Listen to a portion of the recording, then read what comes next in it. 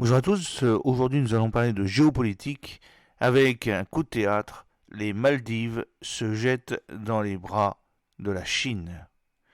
Le financement de nouvelles infrastructures aux Maldives grâce à des prêts chinois suscite des craintes de surendettement du pays.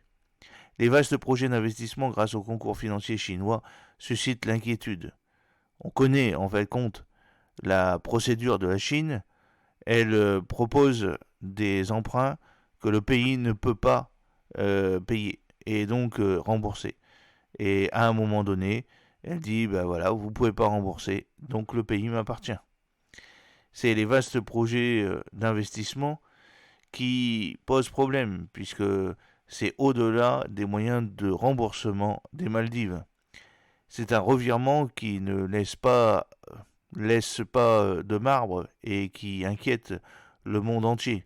Le rapprochement des Maldives avec la Chine au détriment du voisin indien s'accélère. Symbole de cette bascule, les derniers soldats indiens stationnés dans l'archipel ont quitté le territoire vendredi, date butoir fixée par le nouveau président Mohamed Moudzou, qui est élu en septembre. Dès janvier, c'est en Chine que le nouveau chef d'État a effectué sa première visite d'État avec à la clé la signature d'une vingtaine d'accords. En mars, le rapprochement entre les deux pays s'est concrétisé par un accord d'assistance militaire. La stratégie du nouvel homme fort du pays a été confortée par la large victoire de son parti, le Congrès national du peuple, aux législatives d'avril.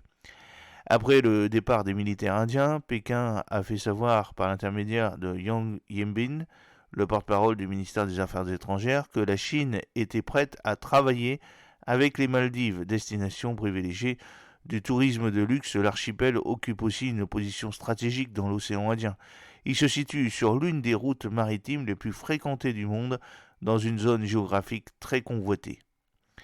Alors le président sri-lankais nous parle de la lune de miel entre la Chine et qui interroge sur les visées géopolitiques de Pékin. L'exemple du Sri Lanka, pays voisin, criblé de dettes, est assez emblématique. Le pays a fait défaut sur sa dette extérieure en 2022, alors que plus de 50% de sa dette bilatérale est détenue par la Chine. Le pays a même dû céder un port à une société chinoise, faute de pouvoir faire face au paiement des intérêts. Les Maldives vont-elles emprunter le même chemin? Le lancement d'un projet gigantesque au sud de la capitale, Malé, grâce à un contrat avec une entreprise chinoise, pourrait le laisser craindre. De même que les promesses de construire des milliers d'appartements et de moderniser les aéroports grâce à des financements chinois. Il est même question de construire un tunnel sous-marin. Ce partenariat avec la Chine est surtout économique pour renforcer la sécurité des touristes chinois et le développement des infrastructures, a assuré sur RFI Ali Nasser Mohamed, ambassadeur pour le ministère des Affaires étrangères des Maldives. Pourtant, le risque est d'aboutir à un dérapage de la dette. C'est ce que craint en particulier le FMI dans son rapport annuel sur l'économie du pays, publié mardi. L'institution multilatérale pointe un risque élevé de surendettement extérieur et global en l'absence de changements politiques significatifs. Selon les dernières statistiques publiées par la Banque mondiale, la dette extérieure des Maldives s'élevait à 4 039 milliards de dollars.